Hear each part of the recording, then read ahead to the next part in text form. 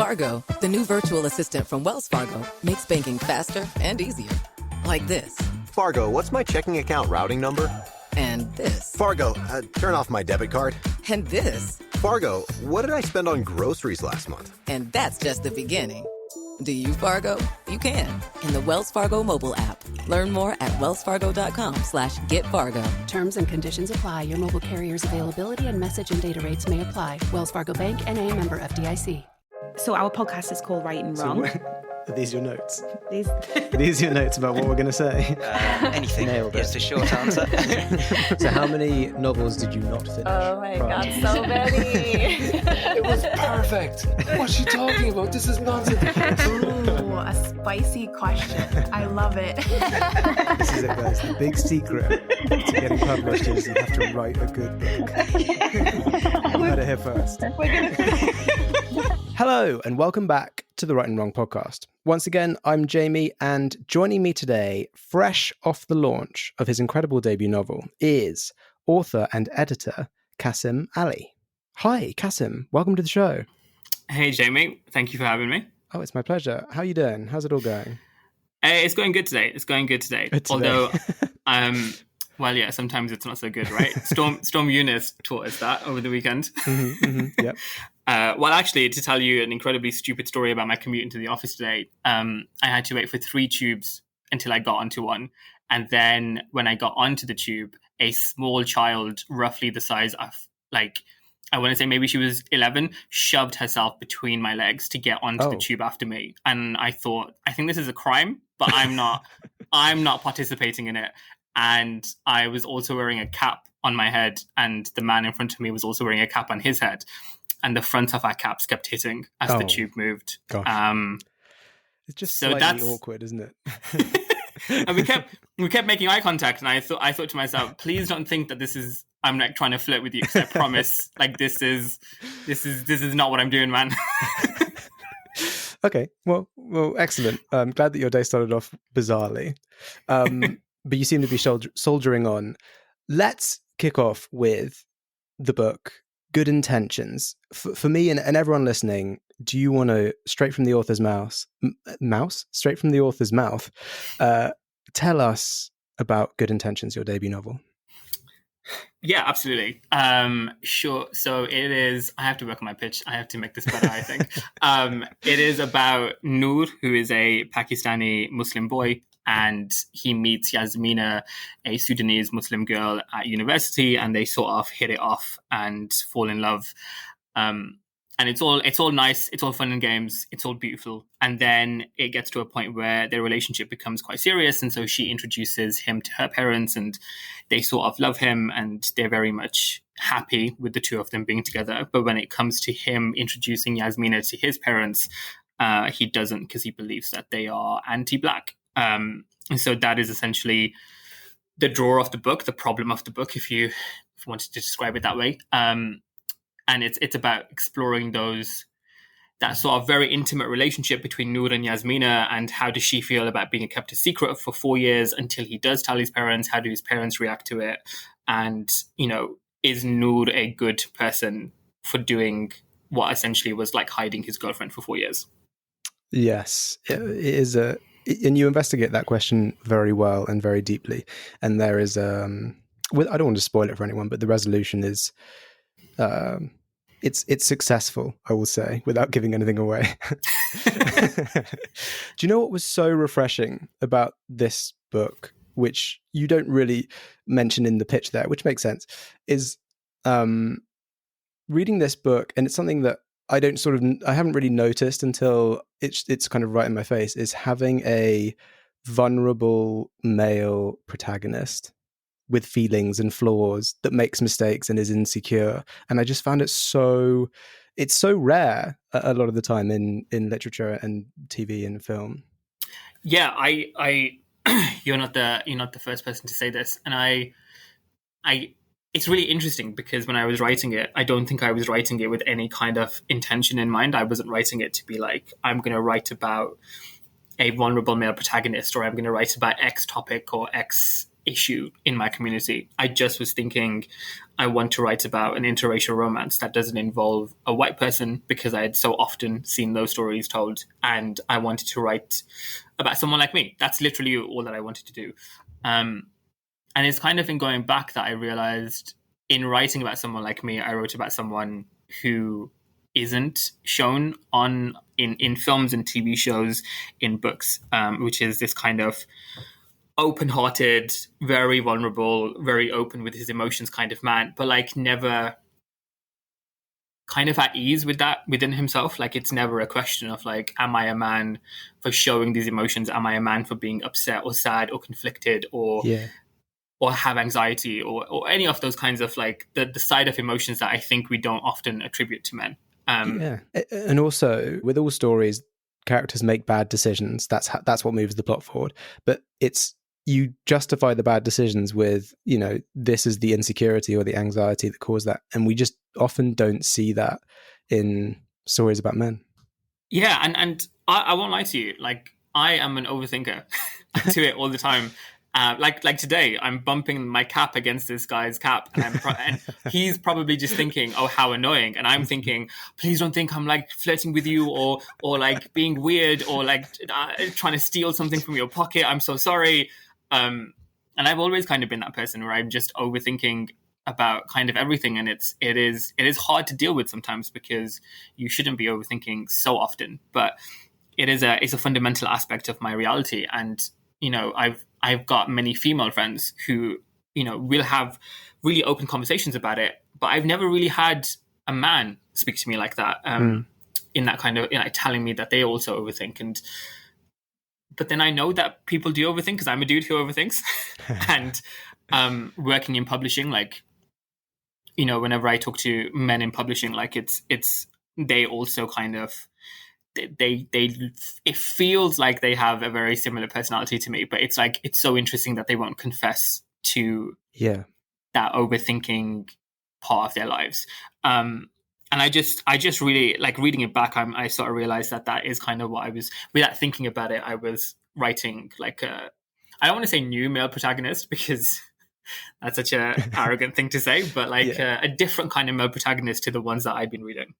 I think it's just it's almost an honesty, because you said that you wrote it as almost a reflection of you and just kind of the character that you wanted to make. But I found it so relatable as well, and I'm sure that our life experience is wildly different, but I too overthink things. If I was in that situation with the caps and the child between my legs, I would also be probably panicking and be like, oh my god, someone's going to call the police and it's all going to go wrong. They're going to stop the train and I'm going to be arrested. It's so relatable on so many levels, and probably not just for men. I think it's just the character itself is so true, and the voice, you really nailed it. Well, thank you for saying that. I will never get over people complimenting this book. It makes me feel, I'm blushing. You can't see me, but my cheeks are red. Excellent. But I'm glad. I'm really glad, and it's one of the things that people do to talk. Whenever I meet someone who has read the book, like it's one of the things that they talk about, that kind of raw honesty of Noor's character and how glad they are to be able to read a man thinking like that. And just thinking back, like, all, these millennial novels that we've got from female writers, like they have these protagonists who are women, and the women overthink all the time. And I've always read them and thought, but I do that too. And so why are there not men doing this? And it's a hangover from the sort of glory cinema days of men don't cry, don't show any emotion or anything. Yeah, which is stupid because men do show emotion, but they're just, it's so funny. I saw a tweet. I'm going to mention Twitter now, but I saw a tweet where a woman was saying that she, whenever she's in like a board meeting, if she notices one of like the executives who is a man get angry, she'll turn to him and say, "Oh, you're getting quite emotional there. Maybe we should give you 5 minutes to calm down." And it's so clearly a joke, but I was like, that's so funny, but also it's so true, is that we say men are emotional, but actually they are really emotional. Like they just get angry so quickly.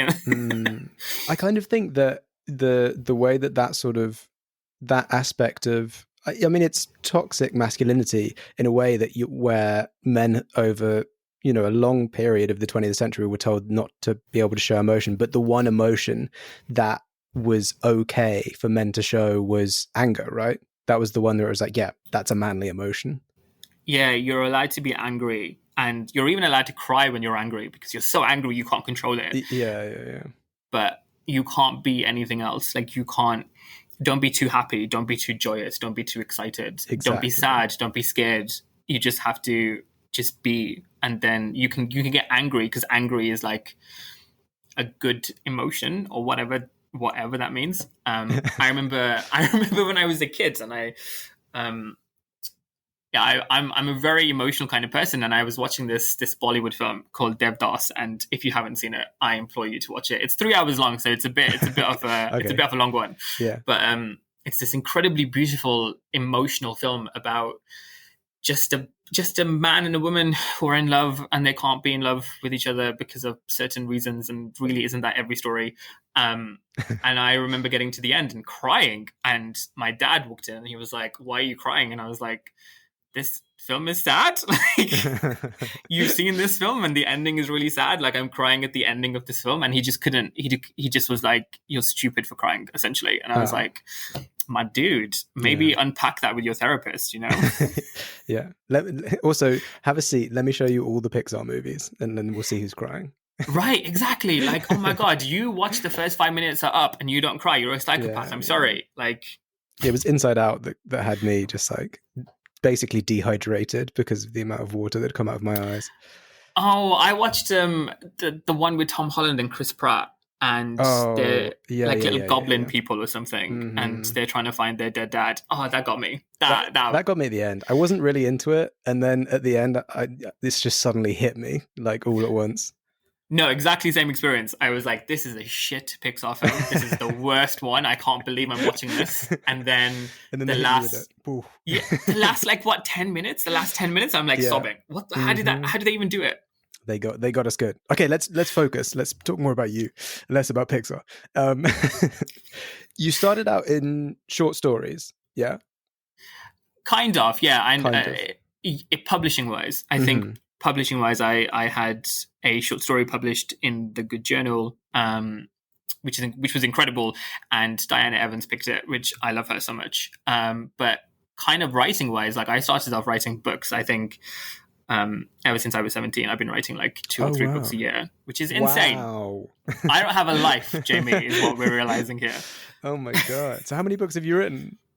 Let's do the math. If I started writing when I was 17 and I stopped that awful output when I was 25, that's like 8 years. So what's 8 times 2.5? But these are like full length books. Yeah. So I wrote. Oh my God. You have a hell of a back catalogue. That no one's ever going to see. Okay. But that must, I mean, that's amazing practice. From my own experience and from speaking to other people, like, a lot of the time they say, yeah, you have to write a novel to learn how to write a novel. And then you have to write the second novel to put the stuff you learned into practice so that you can learn to write the third one. So eventually, 21 novels or whatever, and you finally figured it out. Yeah, absolutely. I'm quite fond of, like, sometimes people like friends of mine will just say, I want to start writing. What is your one piece of advice for me? And I always say, just write. And I know that sounds really condescending and simplistic, but actually I think sometimes we do too much thinking about writing. We do too much planning, or we do too much, like, I have to be in the right mood. Like, I think there's a lot of Instagram aesthetic around the right desk and the right lamp and the right paper and all that kind of stuff. But the right latte art. Right. And it's so stupid, because I'm just like, oh my God, you spent 45 minutes setting this up. Like, just go write something. Like, just sit down and write. Yeah, 100%. I'm exactly the same position with a really good friend of mine who is talking about writing, and he keeps telling me about these ideas and stuff. I'm looking at you, Matt, if you're listening to this. And the advice of just write is just that. It seems like so simple and obvious, but honestly, it's like, just write, and it doesn't matter. It doesn't matter if you throw that away. It doesn't matter if that never sees the light of day, or if you just control A, delete straight away. When you write, it just awakens something inside you. I find it's good for writer's block as well. In quotes, writer's block, whatever that manifests in you. Yeah, absolutely. Like I wrote so many books, and it started off as me just doing it because it was fun, and then I sent them to my friends, and then I started trying to get published, and I got rejected like maybe 20 million times or whatever. Nice. But hey, rejection is like That's part of the game. Exactly. And if you're not getting rejected, that means you're not submitting, or I don't know, you're David Williams or whatever. But there's just so much you can get from writing, and I like to say the thing of like, it took me 6 weeks to write Good Intentions, which is true. Like I wrote it in this kind of blur of I have to write this book, but also it took me 8 years to write Good Intentions because I had to learn the skills. I had to learn what my voice was. I had no idea what my voice was when I first started writing. I wrote YA and YA fantasy and YA sci-fi and YA horror. And then I wrote adult sci-fi and adult horror and adult fantasy because that was a lot of what I was reading. And it wasn't until I was circa 2022. No, we're in 2022. Circa 22, that I started thinking about writing slightly more upmarket, slightly more literary stuff. And that's when I was like, oh my God, this makes my heart sing. Like, this is so fun. And I get to write about people like me. And that's how Good Intentions came about. So it's, my advice would be just write, just do it. You don't have to show anybody, just do it. And it's so much fun. I think it's healthy as well, like mentally stimulating and cathartic. Just get your feelings out on a page. Yes, although if you'd asked me, when I was writing Good Intentions, hey, are you doing this to write about yourself? I would be like, what are you talking about? Oh my God, no way. What? He's not me. No, I have none of his flaws. Absolutely not. What are you talking about? Oh, amazing. Well, speaking of, 20 million rejections, which is excellent numbers, you are represented by the amazing Juliet Pickering, who I was lucky enough to have on the show previously. How did that relationship come about? So it was Good Intentions. I wrote it and I sent it to 3 agents who Just all 3? rejected it. Oh, okay. Yeah, because I've been down this road before, and I had sent a previous book of mine, which, oh my God, was a 200,000 word, disgustingly long epic, which just didn't work and was messy. And I sent that out to like every agent I could think of. So for this one, I thought, maybe let's not do that. Maybe let's send it to 3 agents who I really admire. And I did. That had to be fantasy or sci-fi, right? No, it was a massive. I'd read A Suitable Boy, and I thought, hey, if he can do it, I can do it too. That is long. So I sent it to 3 agents, and they all rejected me within like, I want to say 4 days. Like literally, wow. I sent those emails out, and they were like, no, thank you. And then I kind of put Good Intentions away, and then a really good friend of mine who works in publishing. She's just said, what are you writing? And I said, I just finished this thing, but it's been rejected. She read it, told me to send it out again. So I sent it to 3 more agents. And then those 3 agents, of which Julia is one of them, they all responded to it and said, can I see a full manuscript? Can we meet? And I, at that point, I hadn't told Juliet that I worked at Penguin because I'm terrified of people accusing me of nepotism. Yeah. So I just didn't mention it at all. And I'd never worked with Juliet before in my role. So I knew that there was no way she'd put Kasim Ali and Kasim Mohammed like together. Although there is like, I think only one Kasim who works in publishing, and it's me. So that's funny. But I just never mentioned it. And so then we met, and I remember I met her in this restaurant near King's Cross, and she was incredible and so warm and funny and charming. And I was like, yeah, that's the person that I want for this book. And it was only after I signed with her that I was like, FYI, I work at Penguin. And then she was like, I knew all along.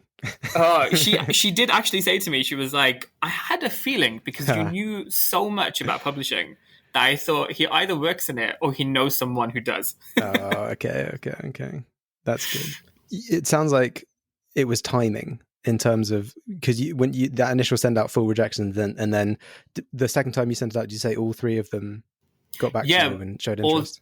All 3 of them did. And I was blown away by it. And I think that had happened at the point that I'd been there's like a competition at Hachette, the most featuring prize, I think is how, I'm not sure if that's how you pronounce her name, but I'd sent it into that and I'd been shortlisted. And it was when I didn't win that competition that I then sent it to these 3 agents, because I was like, I didn't win, but I was shortlisted. So Yeah. question mark, you in? Well, I mean, that just shows you how much zeitgeist and just like luck is in terms of like right place, right time, the submission process is. The fact that you just didn't get any interest on the first round. Yeah, absolutely. And I've had 2 of those agents who rejected me. They received a copy of the book from my publisher, who didn't know that these agents had rejected me. And they've now tweeted saying, what an incredible book. And I don't know if they remember reading it. I don't know if they remember getting it. And I obviously haven't told them, but I've seen this. Hello, saver. Whether you're saving for that trip to the tropics or saving for an emergency, now is the time to take advantage of Wells Fargo's savings options. Wells Fargo offers savings accounts that can help you save towards your goals. So, what are you saving for? Visit a Wells Fargo branch or wellsfargo.com/save to open a savings account today. Wells Fargo Bank, N.A., member FDIC. And just been like, you could have had it. But also, you know, in defense of agents, they might have had something which was similar with a different author. Oh, you know, God, yeah. Story or characters or whatever. Had just sold something similar or had like 1,000 submissions that week. So they just had to reject some of them.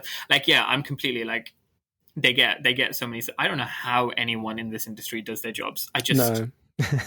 Well, you're in this industry. I am, and I don't know how I do my job. So,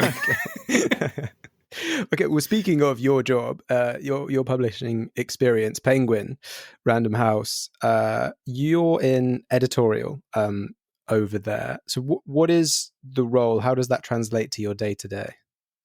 So, I work as an assistant editor at Del Rey, which is Penguin's like science fiction and fantasy imprint. Yeah. So I've come full circle in terms of my book journey, if you will. Yeah. So I'm an assistant editor, and essentially there is a director at Del Rey, and she acquires all the books. And she edits them, and I am essentially just assisting her in her job. So I am assisting her kind of makes it sound like I'm like doing her calendar. It's actually not that. It's more like making sure that, you know, the books are going to print on time, looking at covers, reading submissions for her, checking boring things like, is it feeding out to Amazon properly? All that kind of stuff that like really takes over my whole day. Like my day is just emails and checking stuff. But I've been in the role for like 2 years now, and we're kind of I get to edit some books every so often. But what a treat! It is, except it's a lot of time. So I have been honest with them about like, hey, I have my own book coming out, so let's put the career progression on pause at the moment. Okay, fair. It's an interesting job. It's an interesting job. And when you say you read submissions, this is the next level of submissions where it's the agents submitting to publishers, right? Yeah, so we get submissions from all over the place.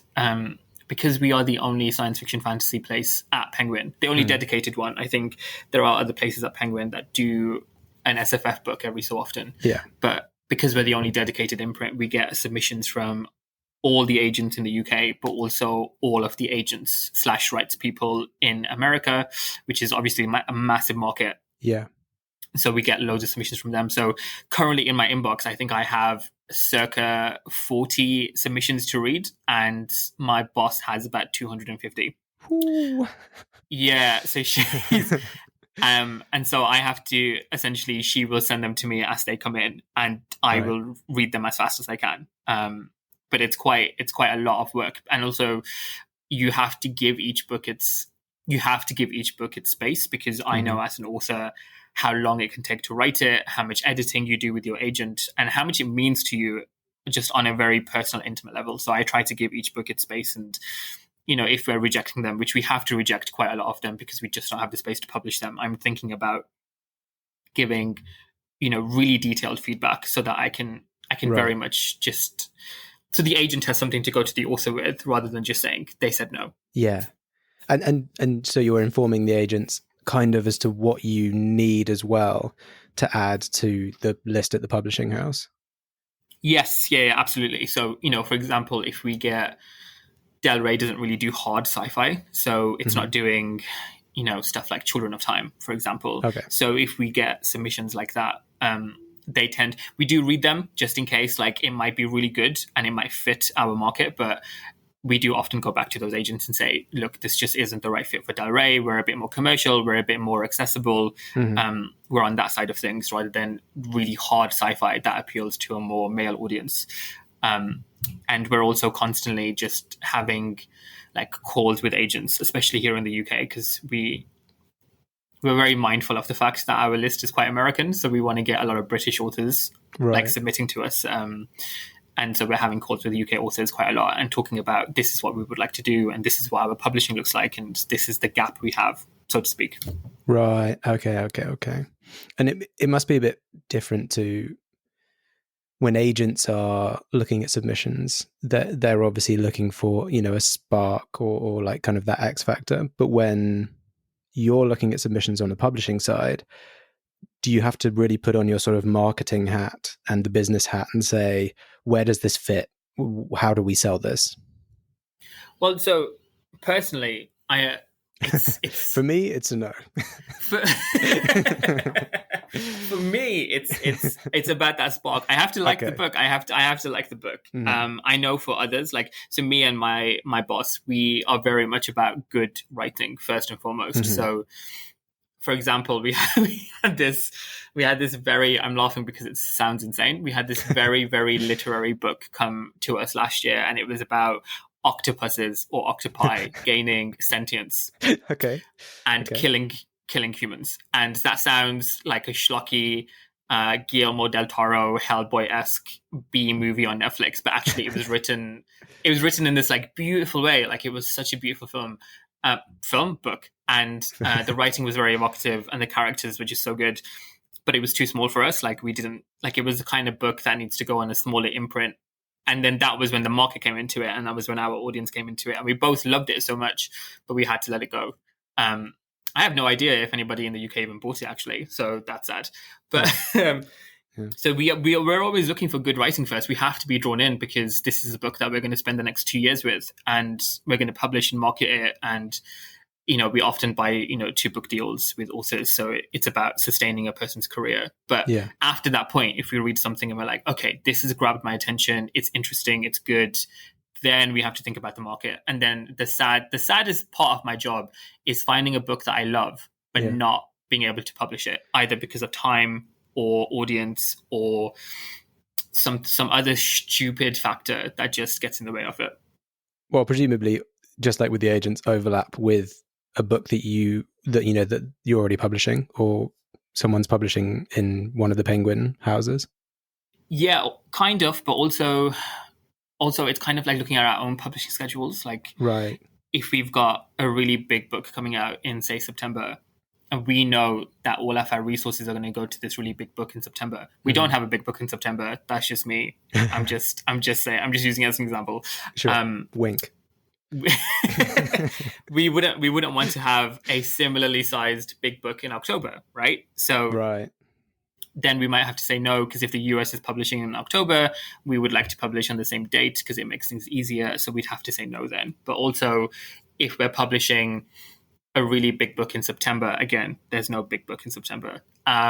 We wouldn't want to publish a really small book in September, because that, to me, would jeopardize that author's career. Because if we're spending all our time talking about big book, then the small book just kind of gets published and nothing happens to it. So it's those considerations. And then also there's just like, what is the Del Rey audience? What does our audience expect from us? The people who follow us on Twitter, the bloggers who are interested in our books, are they going to be interested in a super literary book about octopi gaining sentience? Probably not. Well, Adrian Tchaikovsky did it with spiders, so it could work. He did. That was my main comp. When I was trying to get it published, I was like, oh my God, but the spider book. And they were like, no, we're not going to do it. Stop telling us this octopus kills people. Stop trying to make octopi happen. Stop trying to make octopi happen. Well, that's a great little insight. into, if it's something that we're always talking about, the publishing is so much zeitgeist, timing, and just like the right place at the right time. Even if it's a great book, sometimes it's just not the right time. But going back a bit to your writing, so you when occasionally you are lucky enough to edit some things at Penguin, was it strange for you with your own book going through that same process over at Fourth Estate? Oh, absolutely. It's so interesting. And I think actually every editor should write a book and then have that book edited by someone else, because it taught me so much about like just how to be more sensitive about an author's emotions, really, because it can be quite hard. Like I just had a meeting with my editor, and my I was acquired by Helen Gonnans-Williams, but then she left to join Penguin, ironically. And so I have another editor, but I just had a meeting with her where she said that I'm like one of the easiest authors she's worked with. And I was like, it's still her. Like I might have been really open to the edits and worked really, really well with you on them. And it worked out into a much better book. But it was still quite hurtful for somebody to go in and say, okay, cut this whole character, move this chapter around. This sentence doesn't really work, because you're like, oh, wow, I thought it did. So it's taught me a lot about being more sensitive to authors when I am editing. But it's also taught me a lot about how to edit. Like I learned a lot from the 3 editors that I had, 2 in the UK and 1 in the US, because they're all so incredible. And it's made me a much better editor. So yeah, I think every editor should find the time to go write a book in 6 weeks and sell it to Fourth Estate. It's just that easy, guys. It's so simple. Just write. I don't know why everyone's complaining about writing. Just write. That's it. Stop saying you're going to do it. Stop making coffee and just write. Oh God, if I could tell you so many stories about people who have come up to me after my book deal and been like, how did you do it? And I'm like, I don't know, man. I just wrote a book. Just wrote. That's it. Shrug. That's what I did. It's hard to be this talented, No,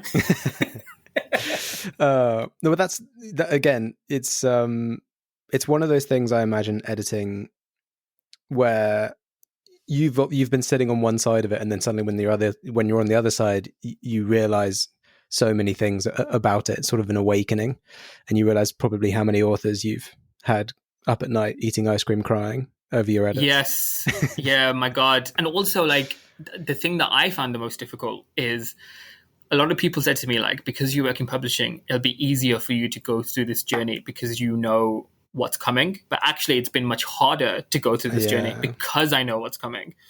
So if I don't get certain things, and I see other authors that I'm working on or authors just around me in Penguin getting those things, I'm like, oh, okay, so I didn't get it, but they did. It's actually, it's quite hard to sit there and be like, okay, so X author was on this list, but I wasn't. How dare they? Yeah. There's definitely, I've spoken to people, and there is, for some people, there is an ignorance is bliss kind of thing with publishing where they felt so free when they wrote their first book and then went through the whole process. And with their second book, they suddenly, when you know how it all works, how all the pieces fit together, it's not quite as free. They don't feel like they have that same creative space. Yeah, I thankfully wrote my second book before we sold the first one because I just write. You just write. And so I haven't had that issue. But actually, when I go to write my third one, I think I am going to have that issue. I think I'm going to be like, what is someone going to want if they read book 1 and book 2? Like, are they going to want this kind of thing? And there's a lot of that questioning. And then I think authors can also get wrapped up in like, what does the market want? Yeah. Like, what do readers want? What is flying right now? But then the really hard thing about that is a book takes 18 months to be published. Yeah. What a reader wants right now is not going to be what they want in 18 months. You know, it's so difficult. Mm-hmm. Do you know what's funny is the people that I've found who cope best with the industry and are the journalists. I've had a few on the podcast where journalists move into publishing and they're so good at hitting deadlines and working with editors. They just don't even bat an eyelid. Just absolutely rock hard. I envy them for that because I am. But it's because, journalism is intense and sometimes like abusive when it comes to the editorial. Okay, maybe I don't envy them then. But they do have a skill that I find myself being envious at, because I haven't missed a deadline yet, but I think I'm about to miss one, and it's making me sad. I feel like I've let people down. I haven't even missed it yet, but I've still got that feeling in me where I'm like, I'm letting my whole team down. What's wrong with me? Oh, sure, but that's that's real. We all feel that. You're not alone. You're not alone in that feeling. Amazing. Well, that's great. I mean, I was going to ask you what advice you would give to people aspiring writing, but I think we all know what the advice is. Just write. Yes. Let's say it together one more time. Just write. It's going to be on your gravestone. Kasim Ali, just write. Stop looking at my gravestone. Go write. Yeah, just write. Amazing. Well, that brings us to the final question of the interview, which often daunts people. Let's see how you do. If, Kasim, you were stranded on a desert island with one book, which book would it be? So here's the thing. I pretended in our pre-podcast chat that I didn't know what I was going to say. I was lying to you. That was me acting. Yeah. Wow. I'm ready to take Leonardo DiCaprio's Oscar. It's actually the book that I would bring is The Incarnations by Susan Barker. Right. Okay. Let me hit you with it, because I don't think people have heard of this book, and that drives me insane because it's so good. But I also only just read it. Okay. So it was published in 2014 by Transworld, I think, here in Britain. And it's written by a woman called Susan Barker, who's had 2 books out before. And she I believe she moved to China to study the history of China to write this book. And it's essentially, there is a man in Beijing, I believe, and he's a taxi driver. And one day he finds a letter in his taxi, and it's from somebody who's purporting to be his soulmate, and they've lived together in 6 previous lives. And this person is his biographer and is here to tell him about all these lives and then basically reunite with him. So obviously this taxi driver is like, this person is insane. And he doesn't believe the letter.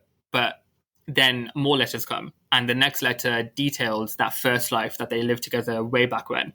And you kind of get each life told throughout the book, and it charts Chinese history.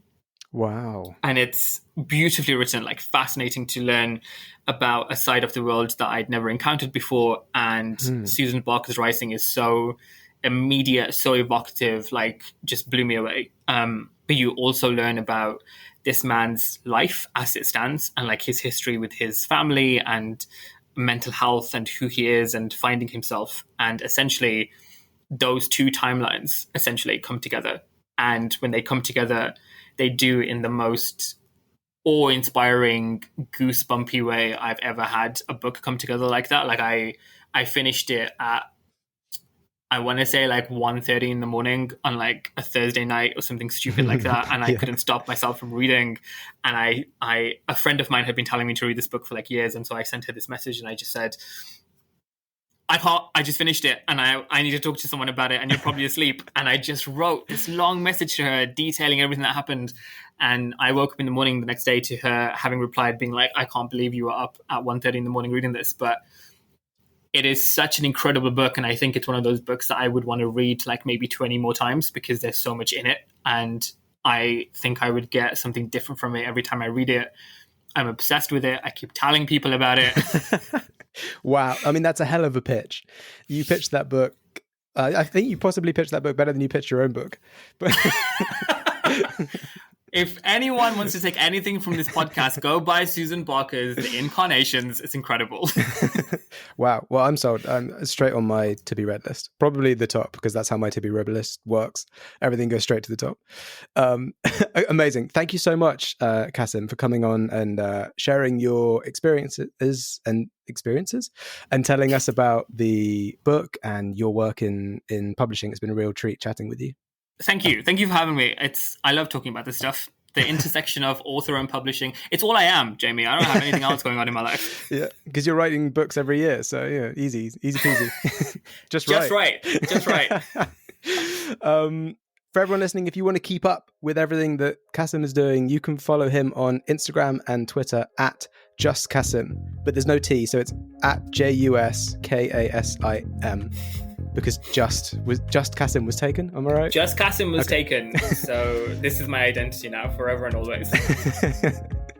And to make sure you don't miss an episode of this podcast, follow us on Twitter at Right and Wrong UK and on Instagram at Right and Wrong Podcast. Good Intentions is out now, so what are you waiting for? The episode's over. Go get it. We'll catch you on the next one.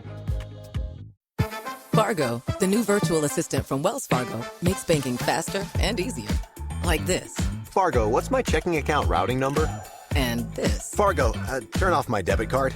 And this. Fargo, what did I spend on groceries last month? And that's just the beginning. Do you, Fargo? You can. In the Wells Fargo mobile app. Learn more at wellsfargo.com/getfargo. Terms and conditions apply. Your mobile carrier's availability and message and data rates may apply. Wells Fargo Bank, N.A., member FDIC.